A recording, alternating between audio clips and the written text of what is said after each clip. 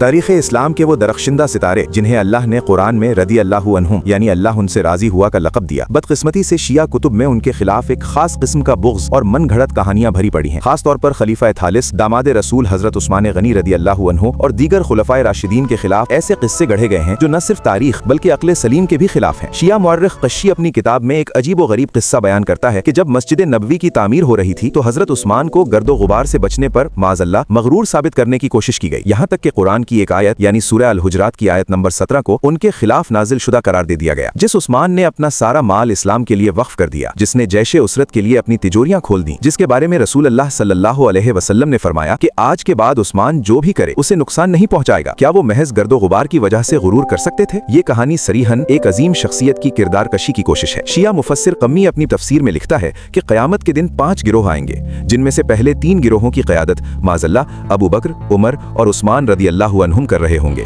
और उन्हें बिछड़ा, सामरी और फिरौन जैसे अलकाबात से नवाजा गया है। अगर ये सहाबा माज़अल्लाह इतने ही बुरे थे तो रसूल अल्लाह सल्लल्लाहु अलैहि वसल्लम ने अपनी 2 बेटियां यके बाद दीगरे हजरत उस्मान के निकाह में क्यों दी? क्यों हजरत अली ने इन खुलफा के हाथ पर बैयत की और अपने बेटों के नाम अबू बकर, उमर और उस्मान रखे? क्या एक मासूम इमाम बमकौले शिया बिछड़ों और फिरौनों के पीछे नमाजें पढ़ सकता है या उनकी बैयत कर सकता है? ये रिवायात खुद शिया अकीदा इमामत के तजादात को बेनकाब करती हैं। कशी की एक और रिवायत के मुताबिक इमाम जाफर सादिक ने एक शराबी शायर यानी मोहम्मद अल हुमैरी के बारे में कहा कि मोहब्बत अली हो तो अल्लाह शराबी को भी माफ कर देगा। दूसरी तरफ उसूल काफी में सफ़ा नंबर 9 पर हजरत अली की तरफ ये झूठ मंसूब किया गया कि खुलफाए राशिदीन ने रसूल अल्लाह सल्लल्लाहु अलैहि वसल्लम की सुन्नत को तब्दील कर दिया। ये कितना बड़ा तजाद है। एक तरफ एक शराबी को महज मोहब्बत के नाम पर क्लीन चिट दी जा रही है और दूसरी तरफ इन जलीलुल कद्र सहाबा पर सुन्नत बदलने का इल्जाम लगाया जा रहा है, जिन्होंने अपनी जिंदगियां सुन्नत की हिफाजत में गुजार दी। क्या इस्लाम में अमल से ज्यादा शख्सियत परस्ती की अहमियत है? हरगिज नहीं। ये रिवायात यहूदियों के फैनाए हुए उन अफकार की अक्कासी करती हैं जिनका मकसद मुसलमानों को उनके मुहसिनों से बदजन करना था। हजरत अली की सच्ची मोहब्बत सहाबा की दुश्मनी में नहीं